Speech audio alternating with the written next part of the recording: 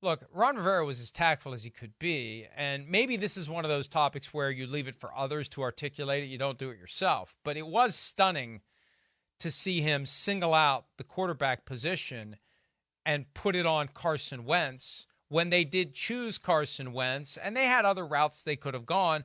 But, as it materialized in the offseason, there really weren't a bunch of quarterbacks popping up for teams to jump on. Jimmy Garoppolo had the surgery that took him out of the mix. Russell Wilson wasn't going to Washington. They tried to get Russell Wilson. He wasn't going to go there. He was going to Denver.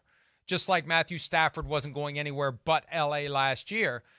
And until that organization improves to a point where it becomes an attractive destination, if they're looking for veteran quarterbacks, they are going to get the guys who just happen to be hanging around with no place else to go, Chris. Yeah, I can't lie. I'm a little shocked by the comments. I really am. I mean, I'm going to take the side of like Alex Smith, right, what he talked about. I know we're going to play that in a minute, but like, I find them kind of BS. It's kind of BS. I really do. I think it's really, you're fueling a narrative or perception there because it benefits you right now. So you can kind of do it. There we are. Their defense isn't really worth a damn. They got 5 first-rounders in the front 7, and he's a defensive coach, and they're not really worth a damn, all right? They can't run the football. Carson Wentz is not their problem. I mean, has he been perfect? No. They have no offensive line. They get totally overrun constantly. I mean, we're sitting there every Sunday going, oh, man, Carson Wentz, and I know it's not perfect, but he's certainly not the number one problem with that football team. He's not.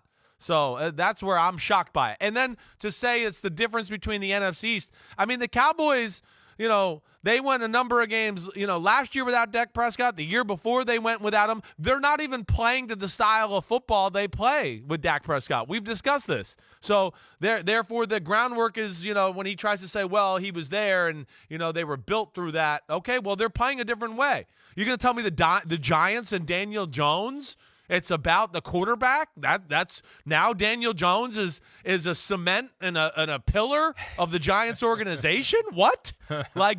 So that's happening now? And then Philadelphia, the place that's tried to replace their quarterback the last 2 off seasons? It's BS. I'm throwing the challenge flag on all of it. He's a scapegoat. It's not fair. And I don't know. Maybe Carson Wentz is just a horrible teammate, and he already sees that, and I don't know. Maybe there's something there more to this. But to make those comments and make it all about him when I could go, there's like 6, 7 other issues on your football team that I look at before I get to Carson Wentz being the issue, that's when I have a problem with it. So I kind of find that BS challenge flag there from Ron Rivera. It reminds me of the scene in Meet the Parents when Ben Stiller, a.k.a. Fokker, shows up with the green rental car and Robert De Niro says, oh, it's green. Did you pick it? No, they gave it to me. No, the geniuses picked green, but you didn't pick it. Well, idiots picked Carson Wentz, and you picked him. You picked him, Ron Rivera. So you're complaining about the guy 5 games in that you picked. And again, beggars can't be choosers when your organization is the most dysfunctional in the entire NFL. And the harder they try to be indignant about we're not dysfunctional anymore, hey, guess what? You still are dysfunctional. And this is another example of it. And I say that as a card-carrying member of the Ron Rivera fan club. So if you've lost me, or at least you're teetering on the brink of losing me, it's getting pretty bad in Washington right now. But they picked him and they talked him up. And I know that's what you do. But I remember when he joined the team, I said, hey, if anybody's ever going to get the best version of Carson Wentz, it's Ron Rivera, because he's going to get him behind closed doors and he's going to say, look, buddy, this is it for you. This is your last chance. No one may have ever spoken to you like this before, but I'm going to. You either get it done here or you are done. So here's what you need to do to be successful based upon everything I've seen, I've read, I've heard. You need to do this, and maybe he's just not doing it, Chris. Maybe that's why he's kind of at his wit's end. If that's what I sensed. It was a very calm effort to express to the world, I'm at my wit's end with Carson Wentz already. Well, maybe it is. And again, that's where maybe I'm missing something. We know there's issues with him in Philadelphia. We know there was issues in Indianapolis.